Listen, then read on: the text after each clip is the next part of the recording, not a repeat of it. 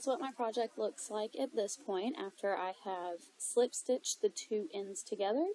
We essentially have one long tube, and you've made it to the end of slip stitching the two of them together.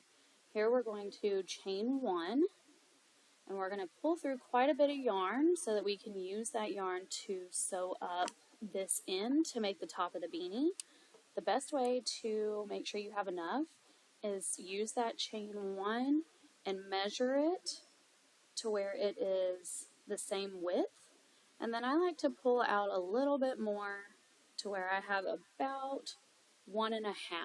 So I've gone from the bottom up to make it there, so I know I'll have plenty of yarn.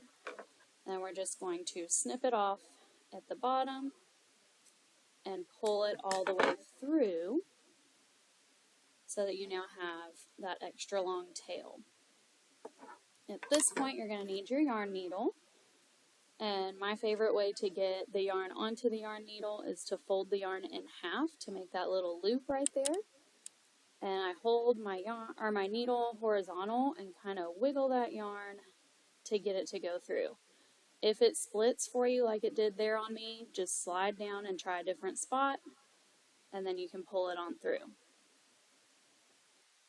We're going to start from right where we ended with that chain one, and we're going to ignore the tail that we started with, the beginning tail. We're going to ignore that for now, and we're just going to go weaving in and out all around the top of the hat. So I'm going to insert through that very first hole right there and send it through the inside, and then I'm finding the next stitch right there and going back out.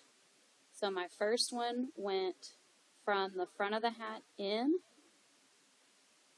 and then the next one I'm going from the inside of the hat, or the back of the hat, towards myself. And I'm just going around to each one of them and alternating, going away from me and then towards me. As you're doing this, you can pull it tight and you'll see it start to bunch up. So that way, the majority of the top of the hat will close up for you. So again, I'm just finding the next stitch, sending the needle away from me on that one, and then the next one I send it towards me.